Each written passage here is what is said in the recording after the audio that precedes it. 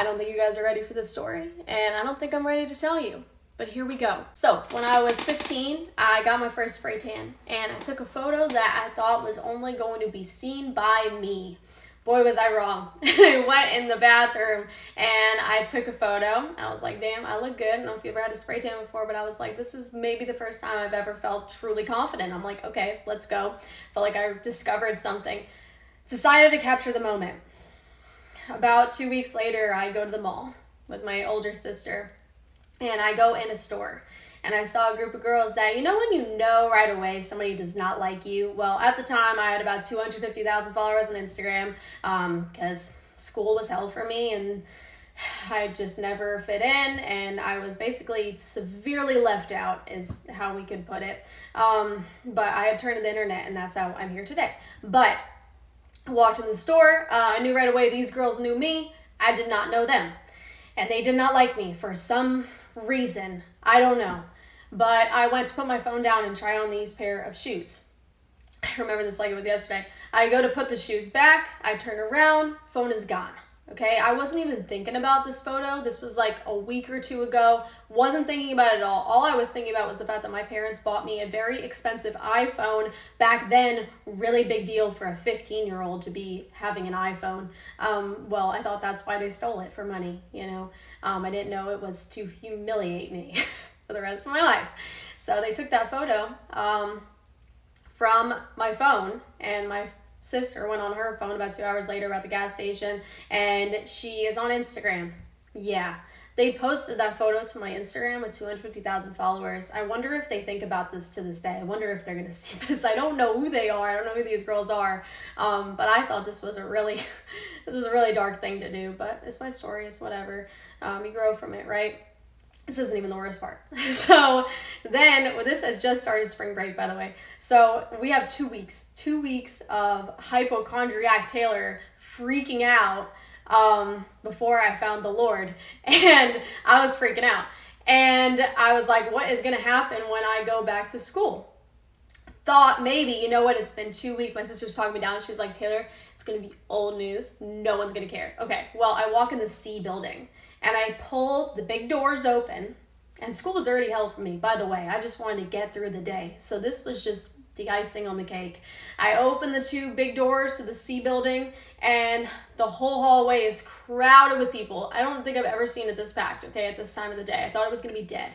And everybody's talking and stuff, and the second light of outside hits me, my silhouette, when I tell you it was like a bad movie, okay? Like a bullying movie, okay? Like a really sad story, like a cyberbully. And awesome movie. But everybody went silent. And I remember I had to walk down this hallway with nothing but the sound of my flip-flops hitting the floor, okay? All the way down.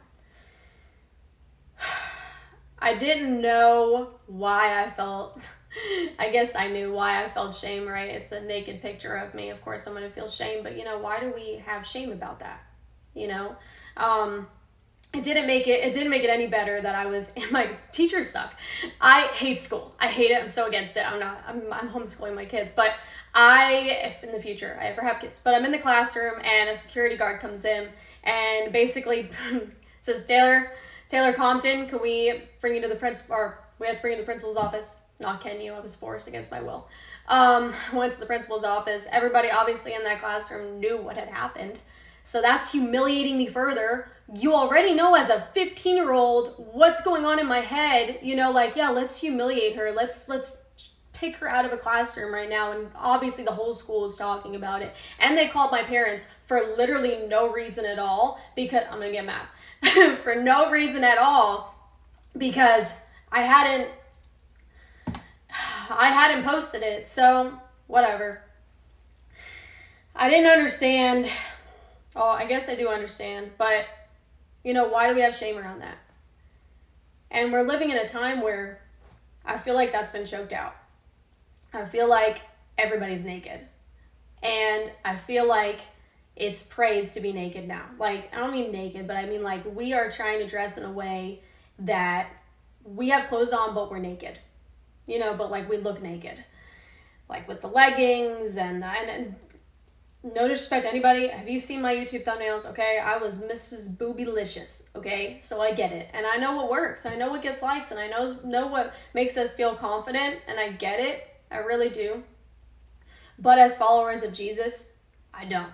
And I'm not coming at anybody because my walk has not been what I pictured at all with Jesus over the last 3 years. I was a very slow process, but I've come to a point now in my faith that I know what we wear matters. And I just wanted to share this story because I feel like we hold so much, there's so many people looking up to you if you are a follower of Jesus.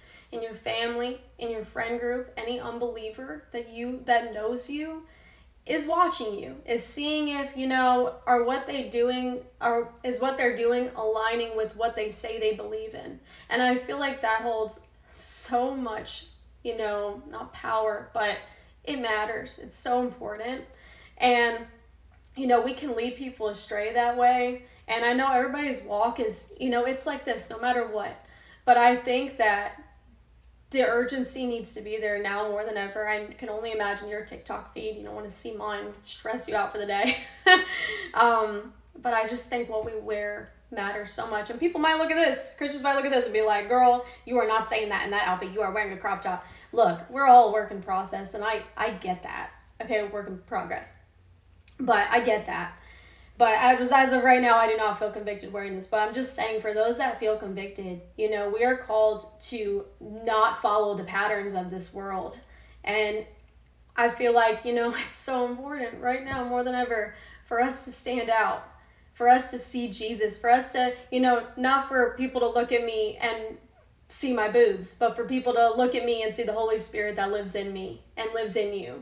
So I just think, I don't see enough people talk about this, and I just feel like we should be striving every day, what we put on, what we wear, how we choose to present ourselves, what comes out of our mouth, are we covered in righteousness, and that's a journey and a walk for everybody, but I think it's so important, guys. I really do.